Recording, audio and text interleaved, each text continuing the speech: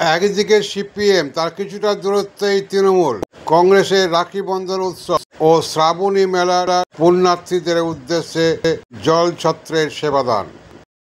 হুগলি জেলার শেওড়াফুলির উদয়ন সিনেমা হলের সামনে সিপিআইএম এর যুব সংগঠন থেকে রাখি বন্ধন মহাসমারোহে পালিত হলো। অপরদিকে কিছুটা দূরত্বে বৈদ্যবাটি জেলেপাড়া জিটি রোডে একইভাবে ভ্রাতৃত্ব বন্ধনে সকলেই আবদ্ধ হলেন। আজ রাখি পূর্ণিমা, আজ ভাই বোনের নিরাপত্তা, ভালোবাসা এবং প্রতিশ্রুতির দিন। অথচ আজকের এই দিনে আমরা দাঁড়িয়ে অঙ্কন চিত্র এক অন্ধকারময় বাস্তবতার মুখোমুখি করে। আজকের এই দিনে গত বছর 9ই আগস্ট টানা 36 ঘন্টা কর্মরত অবস্থায় সরকারি হাসপাতালের ভিতরে 10 মাসের পর খুন হতে হয় চিকিৎসক পড়ুয়া।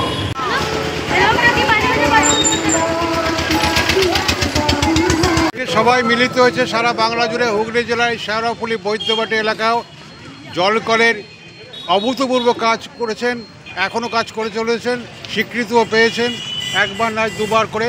সেই চেয়ারম্যান ইন কাউন্সিলর সমর বাগচি রাখি বন্ধন উৎসবে সকল ভাই বোনদের সাথে নিয়ে রাখি বন্ধনে মেতেছেন।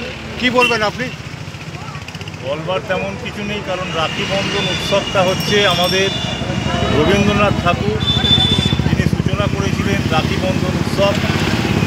তারপর থেকেই আমাদের মাননীয় মুখ্যমন্ত্রী মমতা বন্দ্যোপাধ্যায় সেই ধারাটাকে বজায় রেখে চলেছেন। ঠিক আছে, আমরা ভ্রাতৃত্ব বোধটাকে বেশি ভালোবাসি, সবাই মিলে একসাথে আমরা বাঁচতে চাই। এই বর্তমান রাজনীতির পরিপ্রেক্ষিতে যেভাবে বাংলা ভাষাকেই তারা বলে দিচ্ছে যে বাংলা ভাষা মানে বাংলাদেশ, কেন্দ্রীয় সরকারের বর্তমান যা নীতি চলছে তার বিরুদ্ধে আমাদের যে লড়াই চলছে, আমরা সর্বক্ষেত্রেই লড়াই করছি। যেমন আমাদের সাংসদরা